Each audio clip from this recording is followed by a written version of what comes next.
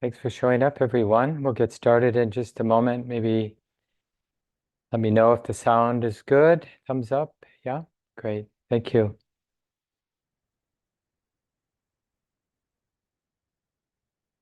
Appreciating that we have this community to gather with on Tuesday evenings.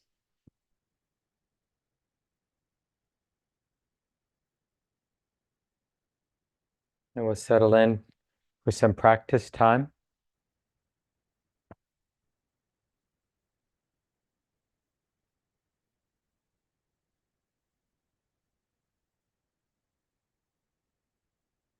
In a way, as we have this intention to pretty radically simplify our lives during our formal meditation times, where we're being really clear, almost like a resolve that at this time, for these minutes, however long our sitting period is, I really have permission. We're giving ourselves permission to put aside duties and responsibilities, all of our concerns about our world, about our life. And we have this time instead for what, in a way, is foundational research into the way it is, the underlying nature of the mind, experience, present moment. And to do this kind of profound research, we need to be liberated from duties and responsibilities, except this wholesome desire to want to see and feel things as they are, to open without expectation, without agenda. So in a way, we're opening and aligning with the truth of our experience, as opposed to trying to get somewhere or trying to fix something or trying to prove something, like prove that the Buddha was right. And this is really what the Buddha means by the middle way. So instead of the habit we all have to some degree, where we turn some aspect of the present moment into a problem that I have to solve or deal with,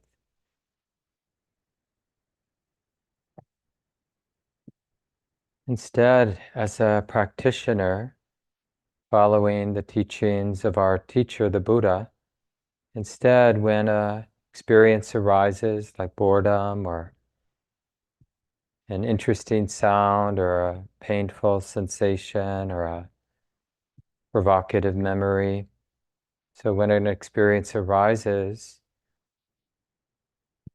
we're aligning with the simple truth that, yeah, sometimes it's like this. This phenomena arises and is felt and is known, and then it passes, and another experience, another phenomena shows up, is seen, is felt. It also passes eventually. And whether we're training with a particular meditation anchor, like being aware, awake to the breathing in and the breathing out, or doing more of an open practice where we're aware of whatever's predominant, one moment at a time, still, we're just aligning, learning how to align with the changing, uncertain nature of how it is, how experience comes and goes, conditionally or lawfully, because of causes and conditions, which we may never fully understand, and we don't have to. But we're learning how to be open, or how to relax, to be both intimate and allowing at the same time, fully open, present, and allowing, letting things be what they are.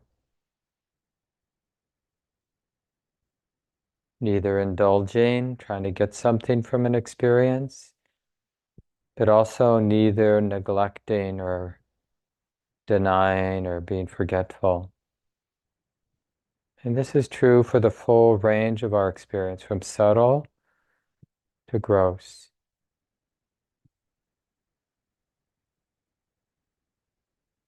Let's continue now in silence for about 25 or 30 minutes.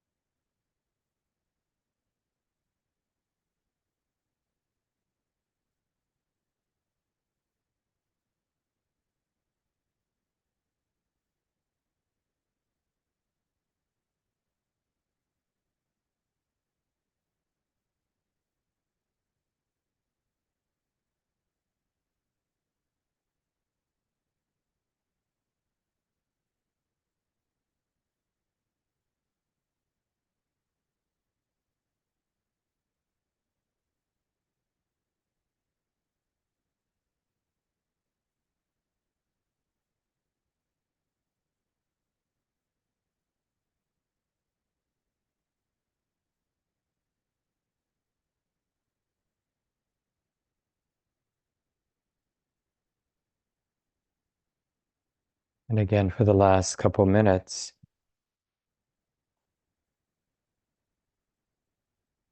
aware of the body sitting, aware of the qualities of the heart. Mental activity is just that, mental activity being known.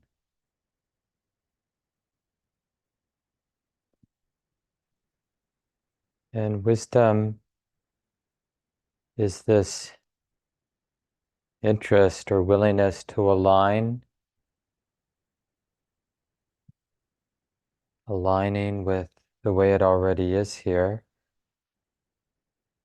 in the present moment.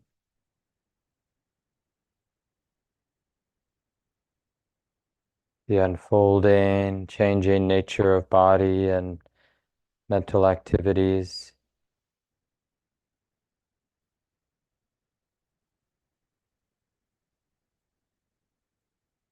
Intimacy without any need for attachment or clinging.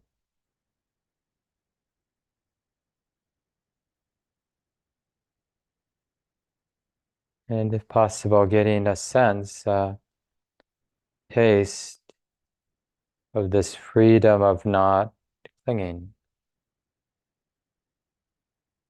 not being dependent on any fixed stance or any dependency whatsoever. Letting be, letting be, letting be.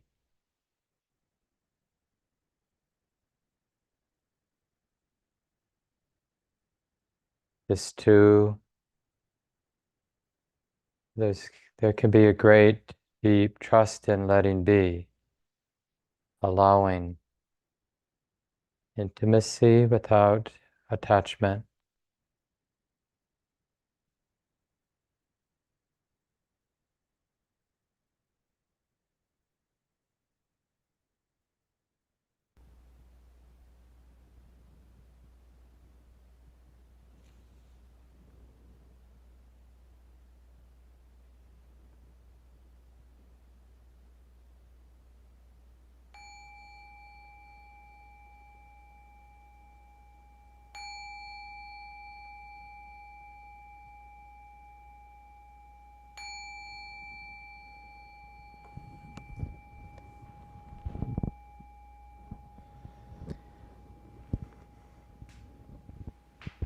So, feeling, being present with our stretching and moving, adjustments, whatever the body could use.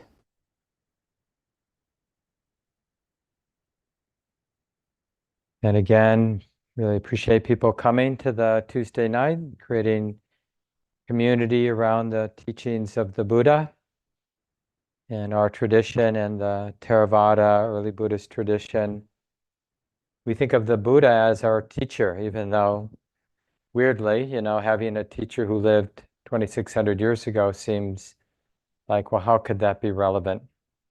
But then even though, of course, through the passage of time, who knows how the teachings have been passed along, but somehow there seems to be some coherence to these teachings. If we work it, listen, see how it might apply to our own experience, it seems to be illuminating, like we start to see in our own experience what we wouldn't otherwise see just from this application of the teachings.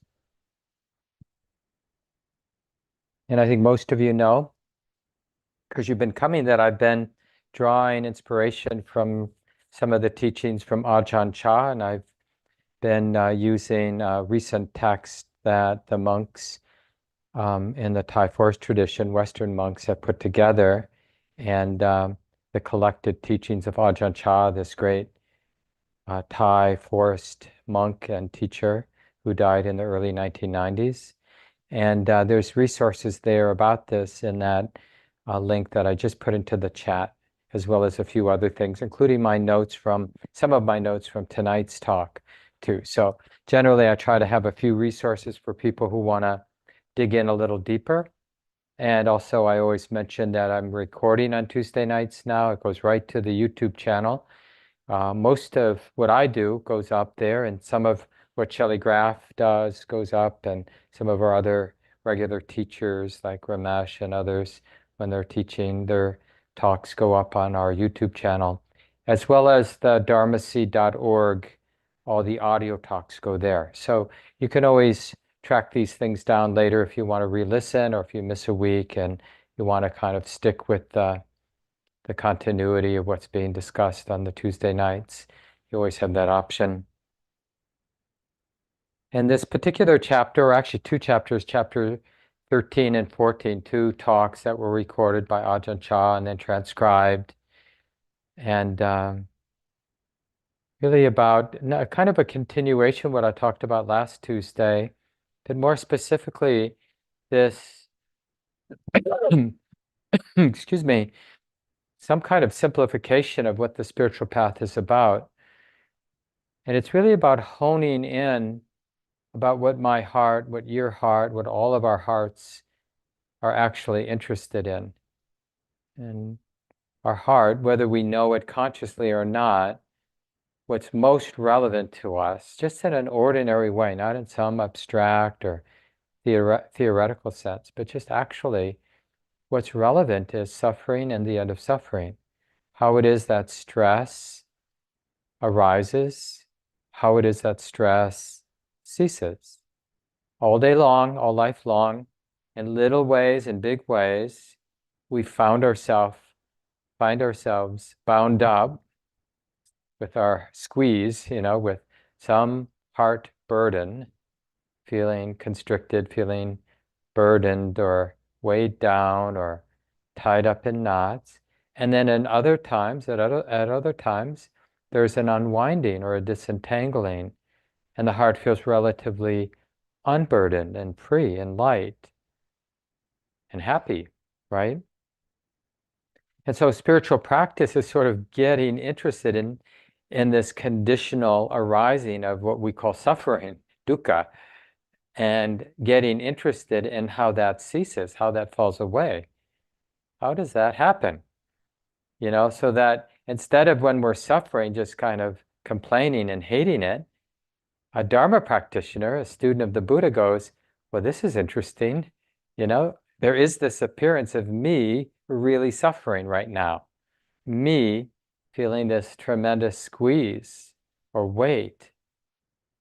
And I don't like it. And isn't that interesting how somehow lawfully, conditionally, this experience of dukkha has come to be? Because we see that it wasn't always this way, and now it is this way. And then the same thing and this is actually surprisingly the harder part, when the heart is relatively unburdened and feels light and free, the harder part is to get interested. Oh, that's interesting, because I remember when my heart wasn't free, it was feeling really tight and burdened and afraid and angry, or, in need, longing, whatever the pain or the suffering was all about. I remember that, and now it's not here. Now this is here, this feeling of the absence of being burdened. Well, how has that come to be? Dependent on what conditions has this freedom, this release, this disentangling, or this unburdening of weight, how has this come to be? And without those supporting conditions, how might this heart then fall back into a state of being burdened? Doesn't that make sense, even on an intellectual level, that the arising of suffering and dukkha would be the most relevant thing? Because what we normally think, just in a more superficial, ordinary sense, is like, I already know what causes suffering, and I already know what causes happiness. And we kind of put all the weight on certain circumstances that we associate with happiness and what we associate with suffering.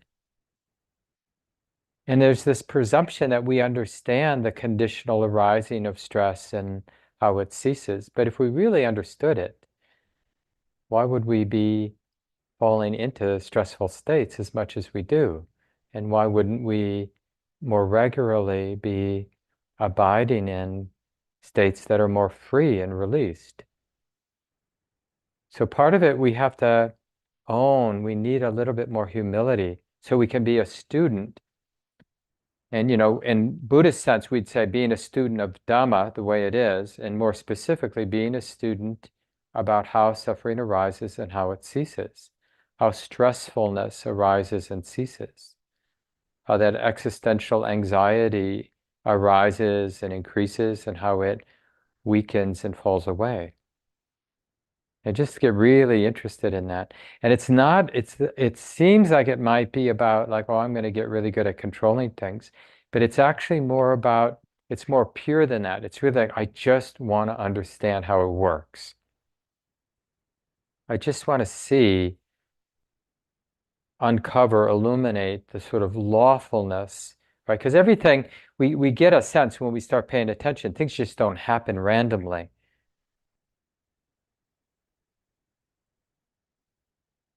And the superficial idea is that, well, the problem, the reason that dukkha arises is that, well, things are uncertain and things are unreliable and things are ungovernable. My own health is unreliable and ungovernable. The people I care about, what they do, how they treat me, the choices they make, that's ungovernable, that's unreliable. The weather, our financial situation, politics that matter. All of this is uncertain, unreliable, and ungovernable. And we think, that's why I suffer. But as we start to unpack it more and more, we realize it's not that things are uncertain and changing, or that, some conditions, some experiences are painful or stressful, or how impersonal it all is. The real problem is that there's this deep habit of thinking that there should be permanence. I should be able to get solid ground. I should be able to shape my relationship with this significant person in my life so that it really works for me once and for all. And I should be able to find a job or a livelihood that really is good and I can count on it forever. And I should be able to find a place to live that I really like and doesn't have any problems. And I should be able to find a diet that really works for my body so my body thrives and is healthy forever. We have this naive, we don't say that out loud, but in a way, underneath, we have this sort of naive sense that I'm going to get, when we're in that positive controlling mode, you're like, can I really apply myself? I'm going to get someplace and then I'll be happy. And then eventually, we feel betrayed because we don't get there. And then we want to give up on everything. And in the Buddha's first talk, he's saying there's a middle way. In the Dhammacakra Sutta, this is the, hard to know as things have been passed down for 2,600 years, but traditionally it's thought of as the first Dharma talk the Buddha gave. And it covers the Four Noble Truths, which is really this basic like orientation. Oh, there is suffering and there is the release of suffering. And this is the most relevant thing. So as I do everything else in my life, what I'm really keying into, aligning with is like, oh, how is it that while doing this, I'm creating some stress somehow? Or while doing this, the heart's free of stress. Interesting. Even little things like brushing my teeth and there's a little tightness, like wanting to get on to the next thing and a little irritated that it takes time, It's like, oh, that's interesting that somehow spending the whatever it is, 3 or 4 minutes to brush my teeth becomes stressful, and how did that come to be? Does it have to be this way? Is there another way to be here, brushing my teeth without any constriction, any sense of the heart being burdened by it? This is from Ajahn Chah, one of the chapters, I think chapter 14. It's not the body that causes suffering, it's wrong thinking. When you see things in the wrong way, there is bound to be confusion. It's like the water of a river. It naturally flows downhill. It never flows uphill. That's its nature. If a person was to go and stand on the riverbank and want the water to flow back uphill, they would be foolish. Wherever they went, their foolishness thinking would follow them. No peace of mind. They would suffer because of their wrong view. They're thinking against the stream. They are thinking against the stream. If they had right view, they would see that the water must inevitably flow downhill. And until they realized and accepted that, they would be bewildered and frustrated, right? And that's kind of our normal state, being bewildered and frustrated, because we keep seeking something permanent, solid, in a world that is uncertain and ungovernable and changing, right? And yet, we don't give up on that project. Even now, I'm 66 and I have a pretty serious medical condition and, all the ordinary things that come with this stage of life, maybe a little bit earlier than some, but still I notice that habit, like I'll do things, take on projects or just take care of the duties and responsibilities that come with life, but with this wrong understanding creeping in that, oh yeah, and I do this and then I'll be done. And then as if there's actually like some solid ground. I'll do the dishes and then I'll be done. Until the next time they're dirty dishes.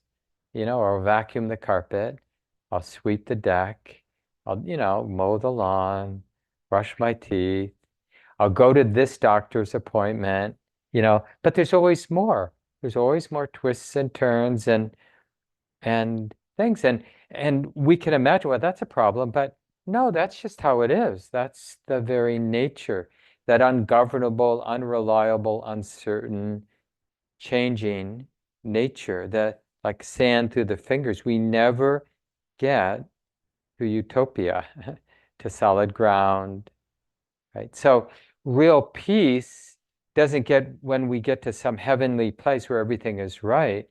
Real peace is aligning with the changing, ungovernable nature of things.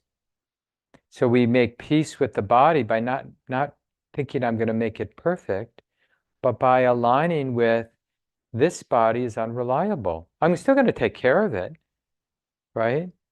But I can't guarantee anything. There's no guarantee. And I have to align with that truth of uncertainty. And that's true with our relationships too. All of our relationships are uncertain and ungovernable. Every part of our life, every part of our existence is unreliable and ungovernable. And so we can either continue imagining that we'll get to something solid, or we can begin the process of aligning with the truth of things in just this very ordinary way. And that's what that was kind of the first point traditionally in the Buddhist teachings, this Dhammacakra Sutta. I'll just read the beginning part. This is in the Samyutta Nikaya. It's a collection of the Buddhist teachings. But it's a very famous sutta. Setting the wheel of Dhamma in motion is what that word Dhammacakra Vatana Sutta is, the full Pali title. But it means setting the wheel of Dhamma in motion. Setting these teachings in motion. And it's sort of a funny backstory, like, this is after the Buddha's awakening, then he kind of hung out after his deep insight for a number of weeks and just sort of integrating and understanding and just wondering whether he should try to share what he had come to understand that was so liberating because it seemed so subtle and hard to convey. But he was inspired to, track down his old friends who he had been practicing with, but mostly doing really extreme ascetic practices. But they were very sincere in trying to figure out like why it is that humans suffer, And so he decided to track them down. And on the way, he ran into somebody who noticed that he kind of looked bright and relaxed and peaceful and kind of inquired to the Buddha, like, who's your teacher? What have you been doing? You seem really serene. And the Buddha, he was still figuring out like how to convey in a way that would be useful for others what he had come to understand. And it was sort of fell flat, his response to the person. He kind of went right for the gold. He said, he just talked about how his heart was fully released in a way that was a little like the person didn't know what to do with it.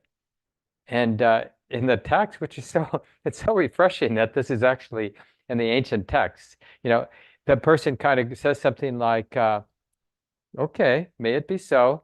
And then it says, he shook his head as he walked away to a side road. It's like, who knows? I don't really know what's going on with you, but good luck and may it be so. And so anyway, the Buddha had many days walking before he tracked down his old practice friends. And he had time to think about what he was going to, like how he was going to share this. And so this is sort of his first attempt to say something. And I think it's really interesting, at least traditionally, that this is his first sort of careful articulation. Okay, what could I say that may be helpful for others? And of course, these are people who have been very contemplative, right? They're wandering ascetics, have been contemplating the nature of the mind and experience for a while, but didn't really uncover what the Buddha had uncovered. And so what he says to them first is, friends, there are these two extremes that are not to be indulged in by one who has gone forth, one who's interested in the spiritual life. Which two? That which is devoted to sensual pleasure, with reference to sensual objects, right? And he talks about this, like thinking that seeking out and indulging in sense experiences, pleasant sense experience, and avoiding the unpleasant, that's going to be my ticket to lasting happiness. And he's saying, no, it just doesn't work, right? And these guys would get that, these wandering ascetics, because that's what made them wandering ascetics. They started to see the limitations of spending their lives, seeking out pleasant sense experiences. Because you always want more, and you can't hold on to it. And even if you were fortunate enough to have a lot of wealth and privilege and pleasant sense experience, then you got to protect it all. And then you're afraid of losing it, right? And then he goes, that's one extreme. And then he mentions the other extreme. That which is devoted to self-affliction, right? So instead of seeking out sense pleasures to indulge in and to hold to because they're pleasant, giving up on sense pleasures, not receiving the pleasures that are available to us, like having a nice meal, developing good friendships, right? Like thinking, well, if you're not really going to provide me with lasting happiness, well, why bother with friendship? Why bother with good food? Why bother with a safe shelter to spend the night? Why bother with all these sort of normal things that provide some gratification, just not lasting peace, not lasting safety, not lasting happiness? So that's the swing to asceticism, which the Buddha is now rejecting. So there's two extremes, thinking that sense pleasure is going to be my ticket to lasting happiness. And the other extreme is thinking that rejecting sense experience, denying sense pleasure, is somehow going to lead anywhere meaningful. So that's the first thing he says to these people. Hey, I'm going to tell you what I've come to understand. And it's all about the middle way. And remember, the Buddhist middle way is not like cutting the middle, like what's the midpoint between indulging in sense pleasures and rejecting sense experience? No. He's saying, okay, this is subtle, guys. It's not about indulging and it's not about rejecting. We are sensual beings, right? That's just the way it is, guys. Don't spend your life wanting things to be other. Like, God, if only I wasn't so sensitive. If only I didn't appreciate what's beautiful or what I see to be pleasant, then I'd be happy. No, we have to somehow align with our karmic situation. We have a body, we have a heart and mind, right? We're sexual beings. We know we have our own conditioning around pleasantness and unpleasantness. We just have to learn how to align with that reality without getting confused by it. And that's really the middle way. And he talks about the middle way in terms of the Eightfold Path. I'll just read a little bit more here. And what is the middle way realized by the Tathagata? That's how he referred to himself. That word Tathagata means one thus gone. Or it's related to that word that got picked up in later Buddhist traditions, like in the Zen tradition, suchness or thusness. Maybe you've heard that. That's really that tata, that Pali word. It's like thusness, suchness, the way it is. So the one that's aligned with the way it is, right? That's how he referred to himself, Tathagata. The one gone from attachment and is just such, is just the way it is, right? And it's like a sort of a weird or unusual phrase about the Buddha seeing themselves as just nature, not apart from nature. And that's the word he used. So, and what is the middle way realized by me, by the Tathagata? Producing vision, producing knowledge, leading to calm, to direct knowledge, to self-awakening, to the unbinding. Precisely this noble Eightfold Path. Wise view, wise resolve, wise speech, wise action, wise livelihood, wise effort, wise mindful awareness, wise samadhi, concentration, or that unification of the heart. This is the middle way realized by the Tathagata, that producing vision, producing knowledge leads to calm, to direct knowledge, to self-awakening, to unbinding. And I think next week I'll come back to this sutta, this Dhammachakra Vatana Sutta, the setting the wheel of Dhamma in motion, because there's more here. But I want to go on and say a little bit more about the middle way. Right, so it's really, it begins from this understanding, like the first understanding is just being attentive in our lives, just living our life, not trying to be spiritual even, but just living our life, but developing this integrity where we're going to live trusting what our experience teaches us. And over again, if we're clear and we're doing our best to stabilize present moment awareness, so we're valuing that sensitivity where we're, oh, it's like this, moment by moment, then we just start naturally to see the limitations of sense experience, and really the limitations of both pleasant and unpleasant. As much as there is gratification when we get rid of something we don't like, and as much as there is gratification when we get something we do like, it doesn't really last that long. It's not a game changer. We get a lot of things we like, and fortunately, every once in a while we get rid of things we don't like. But it doesn't, in a sense, radically transform our status quo as a human being. And yet we keep pursuing that, like, okay, it's like a promise, but a promise that never really delivers what it's promising. Like, yeah, but when you get that cabin, Mark, or when you get done with this project, then you're going to be happy. Yeah, there will be some gratification, and then it will feel very much like it did before.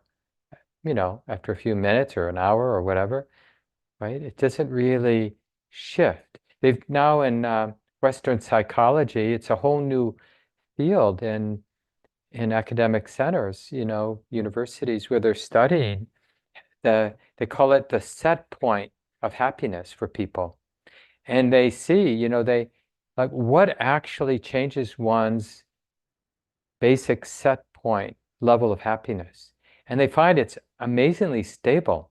Like people can have all kinds of things happen to them, like get married or get divorced and there's, ups and downs of happiness and unhappiness, but the sort of general set point, like how people subjectively see their level of happiness, is remarkably stable, generally speaking, over time. And the very few things that actually shift it in a meaningful way, if I remember from reading some of the research articles, it's been a while since I've looked at them, but It's like intentional acts of generosity. It can't be just sort of unconscious acts of generosity, but following up on an intention to give and doing that, like service or volunteering in a meaningful way, where we feel like we're contributing in a way that we weren't before, that can shift your set point. That was one of the ways that people can actually, in a more specific way, direct way, shift their level of happiness.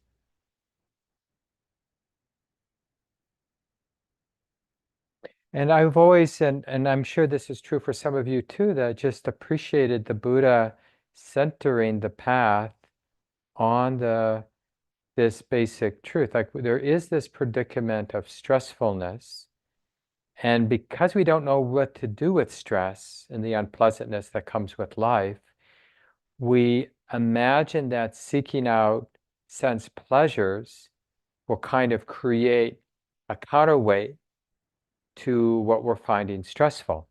So excuse our relationship to sense pleasures because we're hoping that they're going to like be a savior for us. If I can just line up enough interesting, pleasant experiences, then my life will be meaningful and that would be great. And it sets us up for chronic tension because we're constantly seeking out a sense experience that we see as being possibly pleasant to feed on in order to balance out all the unpleasantness that we can't make go away. Right? Even the idea of death might be unpleasant, like we got to constantly deal with that. Bury it or color it in a particular way. Okay, I'm going to go to heaven, and then that won't be so bad. Or whatever we do around these unknowable mysteries that are just here for us, with our existence. And they're kind of an irritant in the heart that doesn't go away. We just can mask it or deny it or distract ourselves with sense pleasures. But all of that needing to manage life is stressful. So the Buddha says, yeah, but the real way to resolve the issue is not to hide from dukkha, but to see it as a really potent teacher. Like we have to actually get close to it. Sharon Salzberg has a great line about, suffering. It isn't suffering itself or stress itself that's redemptive. What's redemptive is the learning how to open to it, learning how to get interested in it. Oh, this is interesting.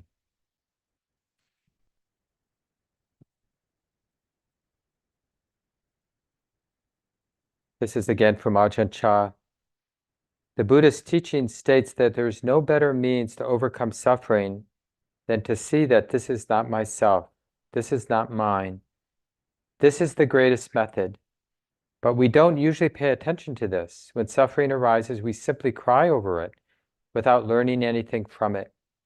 Why is that so? We must take a good look at these things to develop Buddho, the one who knows, right? To be awake. Oh, there is suffering. I mean, there's a world of difference from some stressful situation arising in our lives and thinking, oh, poor me, and that drama, like having a story of being burdened by this particular circumstance or whatever it might be, versus, well, this is interesting. There is this vivid appearance of pain and the not liking of it and the sense of a me being burdened by it. And all of this is being known, right? And there's immediately like that interest in dukkha comes with a sense of space. We can't be totally identified with the dukkha and be interested.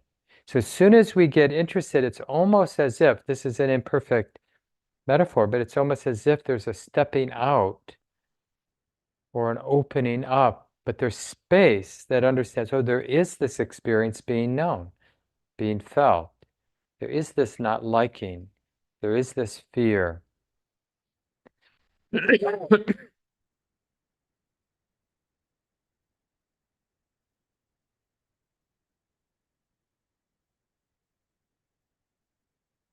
The Buddha talks about, our relationship to dukkha. Either we're going to complain about it or we're going to get interested in it. And that's really the distinction between a practitioner and somebody who's not training.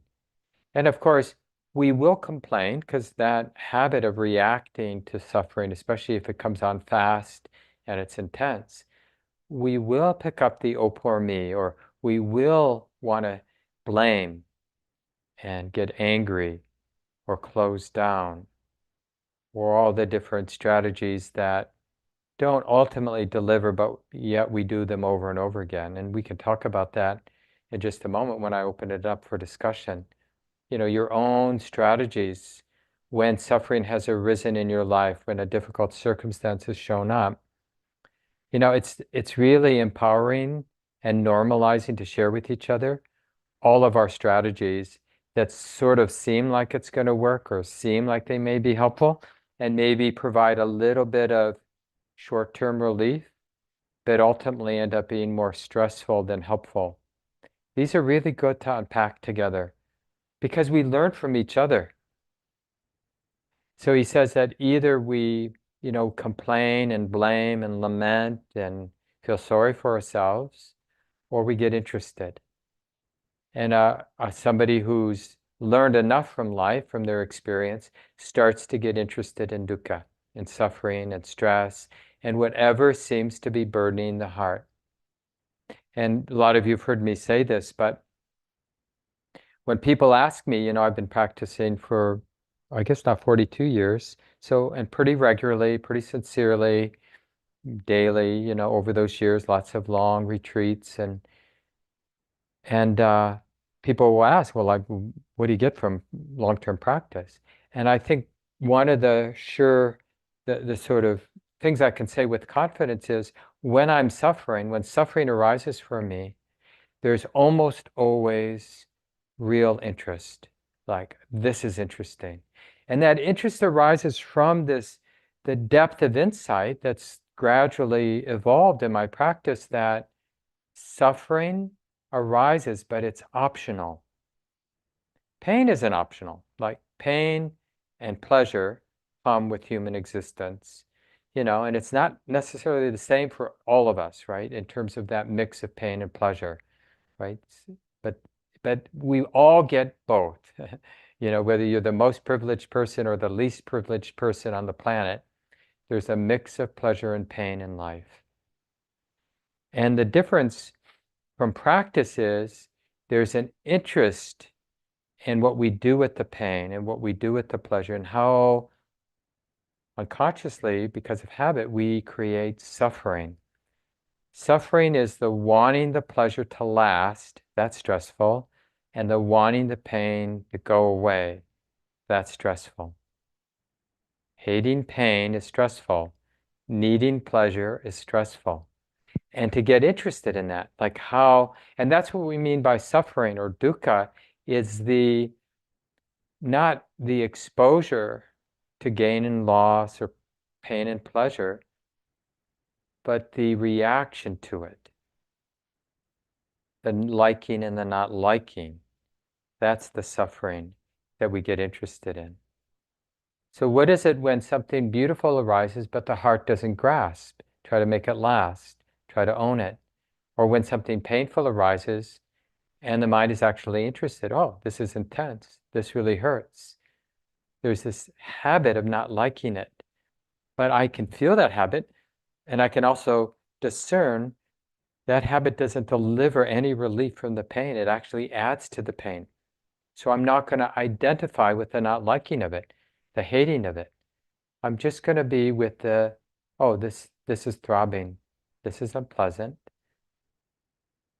And maybe it's okay as long as I don't make it more than what it is.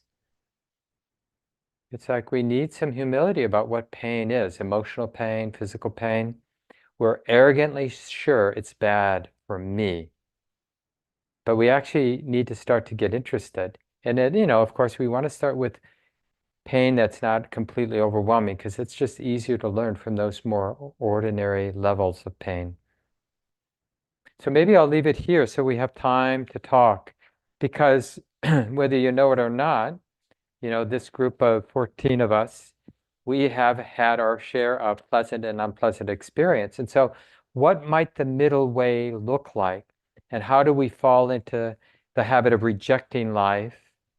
That one extreme the Buddha pointed out, or seeking like pleasure or to get rid of pain so that I get to some golden place where things are just right and I can count on that.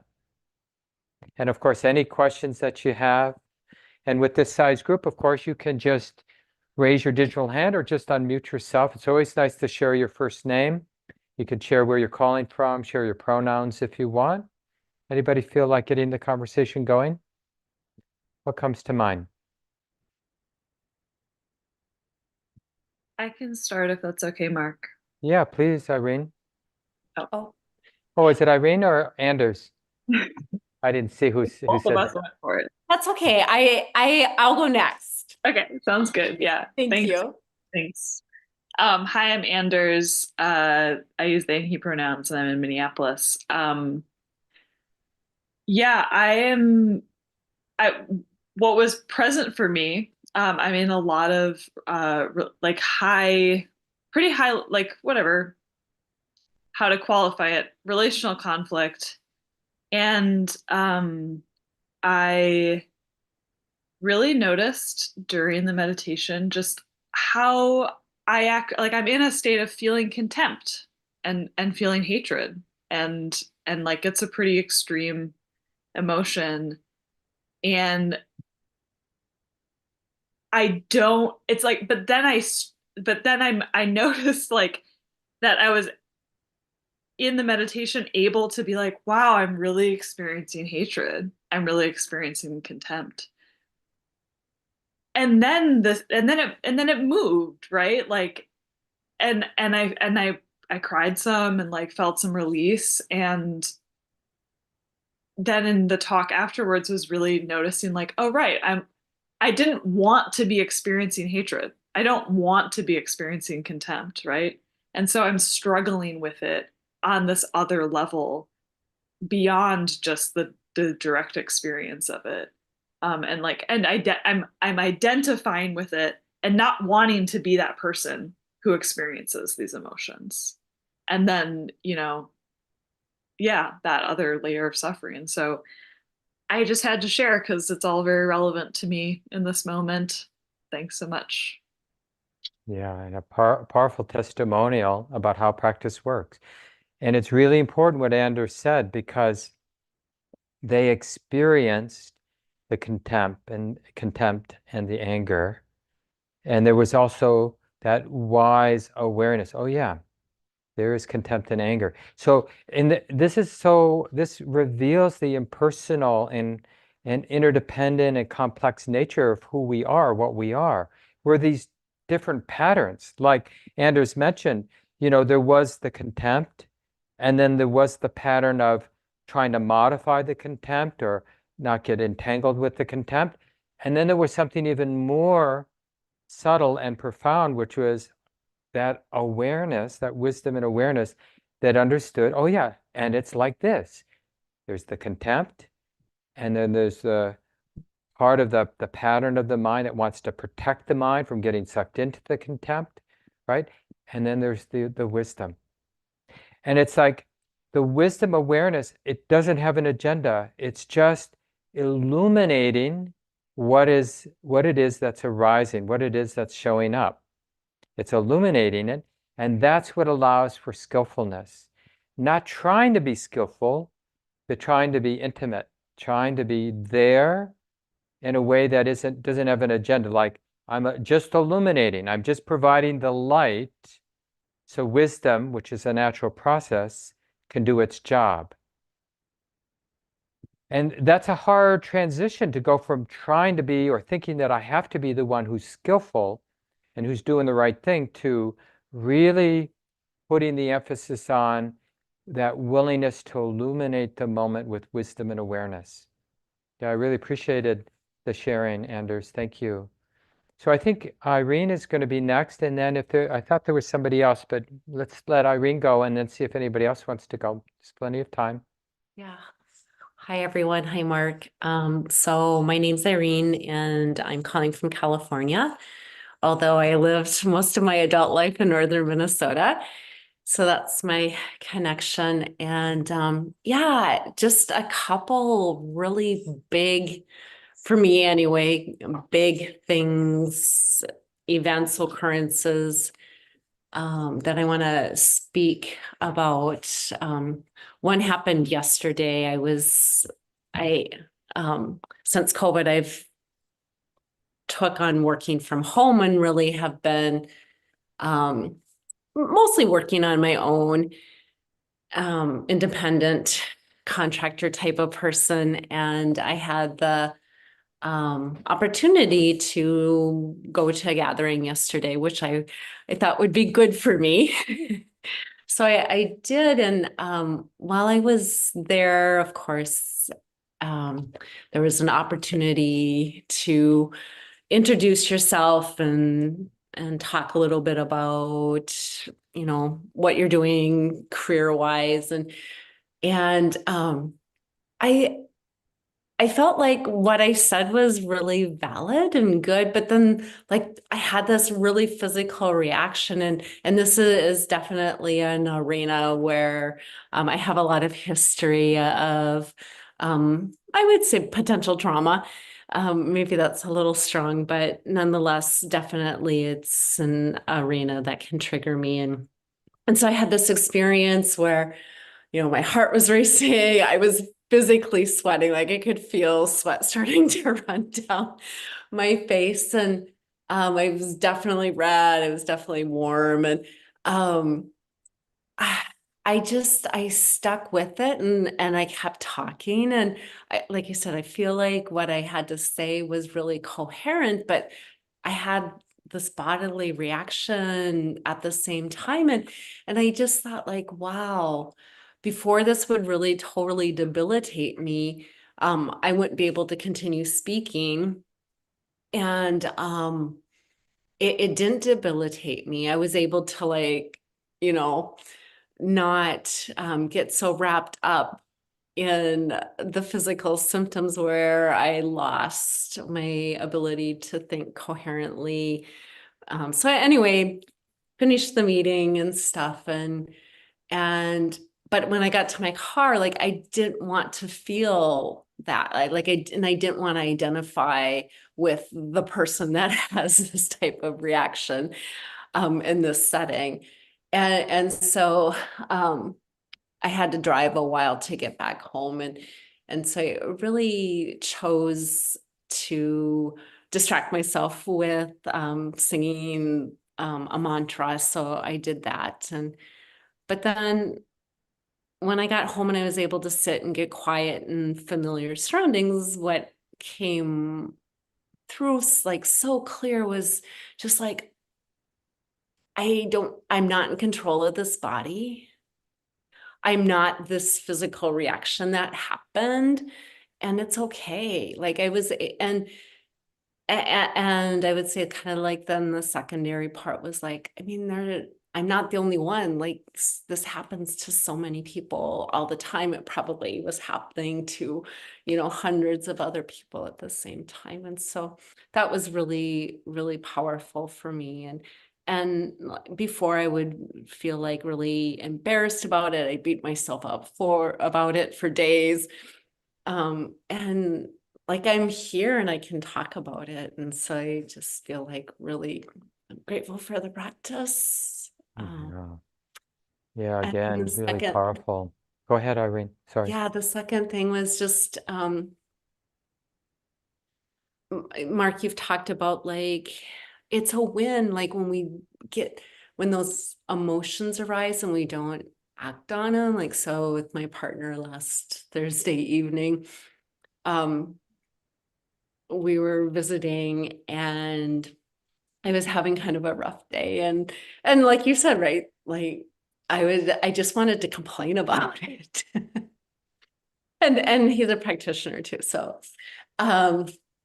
So I just started to like really complain about my day. I was, and basically he gave me advice. And I really wanted to just like, you know, I just wanted to be angry and like land blast of like, but I was like, oh, wow, I see this impulse. I'm angry right now. I'm really angry, but I don't have to act on this. Like I can step away. Um, and I did. I was able to. And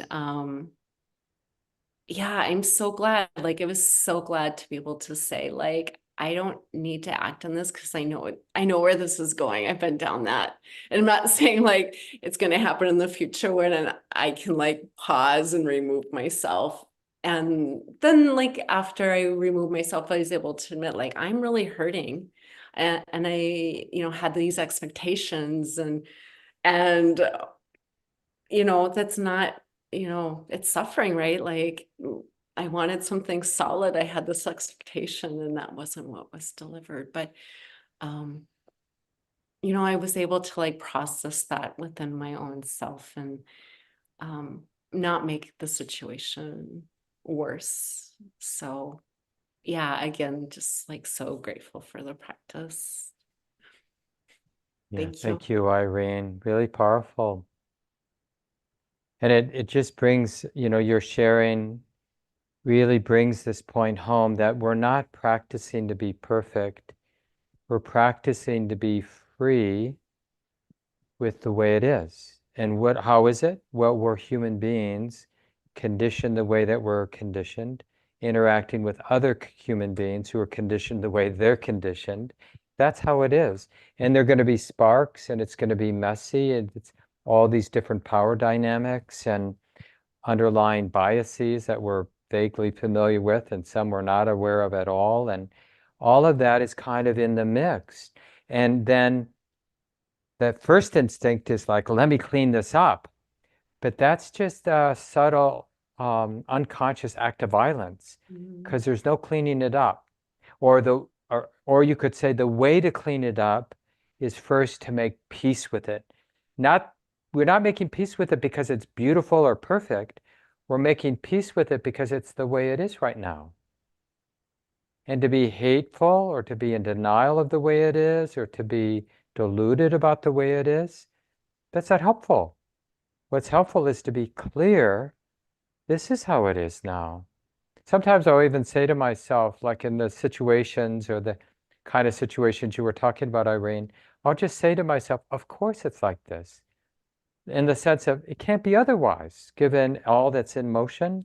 Of course there's this frustration, or of course there's this reaction to my partner talking to me in this way. Of course there's this, of course there's that. Of course. Given all these conditions, this is how it is right now.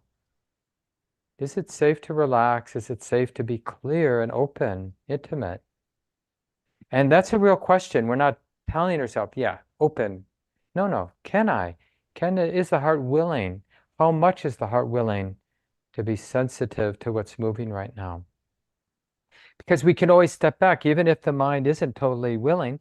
Well, can I be willing to be closed down? Like aware of that? Yeah, thank you, Irene. Thank you. Yeah, I'm not sure I can pronounce your name. Is it Kui?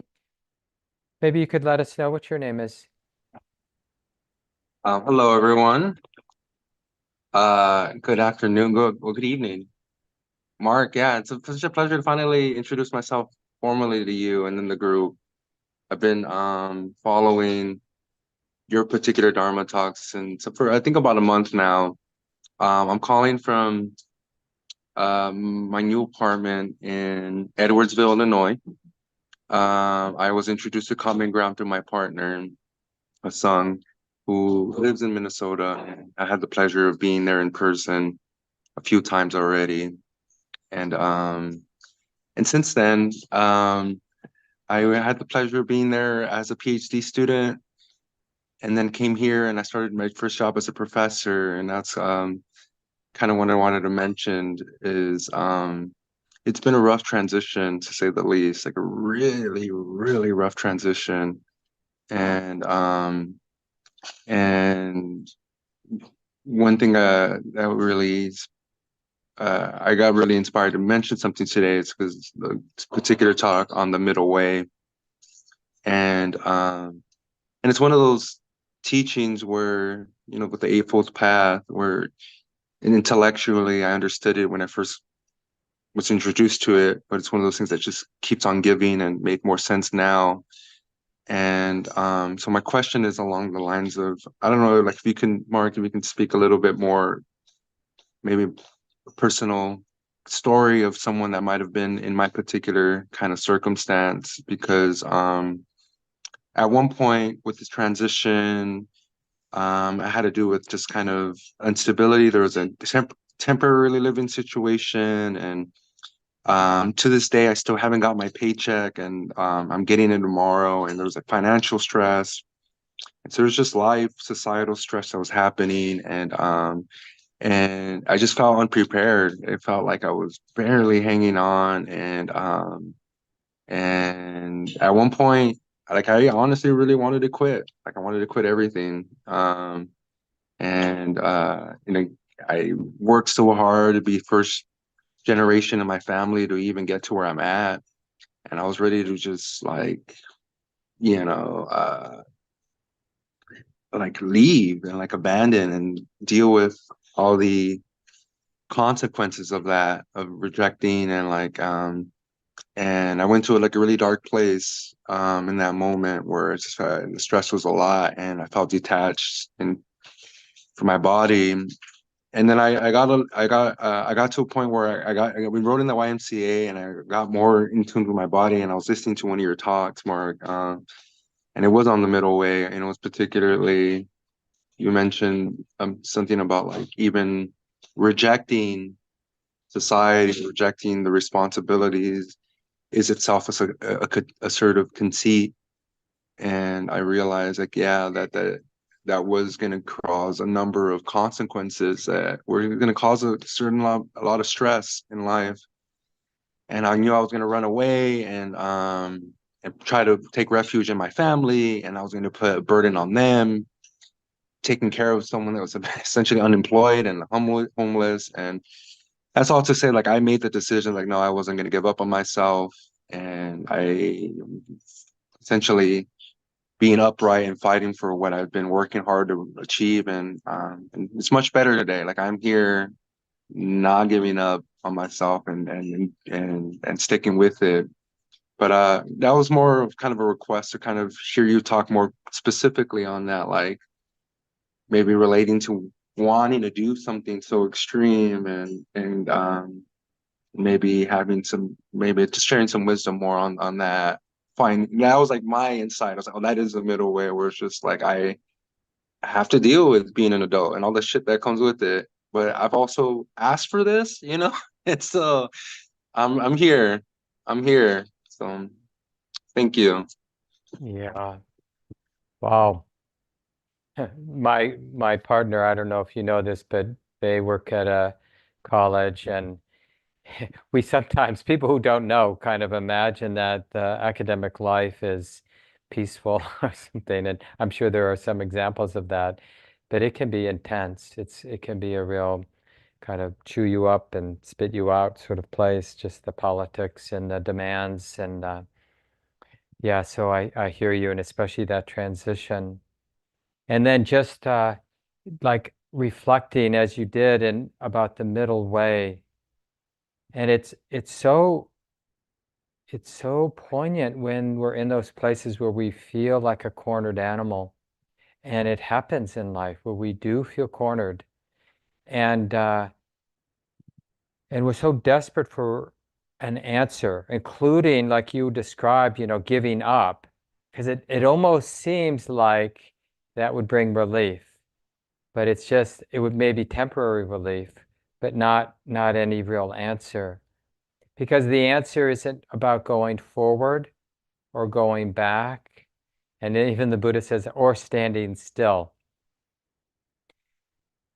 One way that we can sort of back away from the specifics, like do I stay, do I leave, is kind of coming back to something more fundamental. And it's almost like we're accessing this resolve, like, I don't know what the hell's going on. I don't know how I should take care of myself, but I am going to take care of myself. Like, so we come back to that fundamental compassion, like, I'm not here to cause myself or anybody stress. I'm here for the deepest healing and the deepest release. That doesn't mean I know what I'm doing, but that's what my intention is.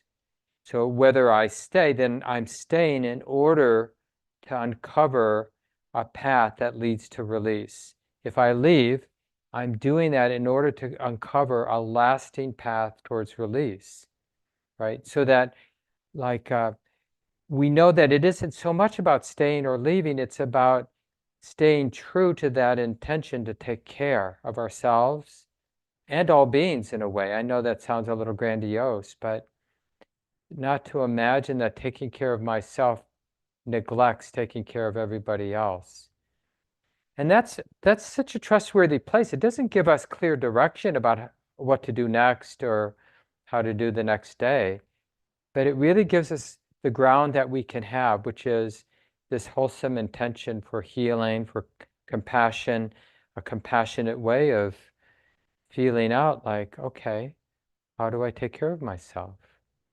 If I'm okay, now I'm staying today, the next day, I'm going to show up and I'm going to live this life with the intention of taking care of myself and taking care of everyone, knowing that I don't have perfect understanding. So I'm feeling my way forward. And so if I start to take care of myself in a way that I begin to sense, oh, no, that's not going to be helpful, then I'll let go. And it's scary not knowing that we don't know. But we learn, we only get clarity a little bit at a time. Like it sounds, and how you described it, is that you really allowed yourself to open up to leaving, and that helped clarify that wouldn't help. But you might not have really seen that clearly if you hadn't given yourself permission to leave. As scary as that is, given, what you had to go through to get your PhD and all those hoops you had to jump through, and then to be willing to consider stepping away, and then to really be able to feel into, yeah, I could do that. And it's not really, doesn't seem onward leading. Okay. So I'm gonna stay with what is really scary, because it's the compassionate thing to do, not because I'm trapped, right? Because you opened up the possibility of other alternatives. And that's really a brave thing. Like even those of us who are in committed relationships, I've been married for 32 years and have lived with Wynn for even longer. And it's really good to not be afraid to be aware, to be awake to every possibility. It's scary. It's really scary. But it kind of grounds us. Like, hey, I'm willing to do anything. I do that with my medications. I have a pretty serious medical condition, and they keep adding more medications, everything with side effects, And it's like I really open to the possibility of saying, I really appreciate what you're saying, doctor, and I'm not going to do that. I mean, I often do what they're telling me to do. Most often I haven't really pushed back. But I really have to give myself permission to step away from what Western medicine is telling me to do with this particular rare condition that I have. And I find that enlivening, and scary. So then when I do it and I accept the consequences, the side effects, and the mystery, like you don't really know, there's so much ambiguity when you get right down to it. But I'm making peace with that, and it feels liberating. So I wish you so much good fortune in this adventure. And you really broke open my heart, I think probably all of our hearts in your sharing. Thank you. Thank And you. wishing Everyone's testimony has been so helpful. I'm always in the back in the shadows listening, so thank you. I agree. Really beautiful conversation tonight, everyone. And there's a half-day retreat this Saturday I'll be leading, and then Shelley Graff is going to lead a day-long at the end of the month. I think it's the 28th, Saturday. So think about joining in both on Zoom and in person. Lots of other things going on. If you feel like an intro class would be helpful, Gabe Keller-Flores and Shelley Graff will be doing that 6-week class beginning, I think, Tuesday, the 24th. So 2 weeks, is that right? 2 weeks from tonight? 6-week introduction class, and many other programs coming up. A BIPOC sit led by Stacy McClendon. I think it's a week from this Saturday. So lots of things coming up. Thanks for staying a little late. Appreciate everyone. Feel free to Thank unmute yourself and say goodnight if you want. Thank you.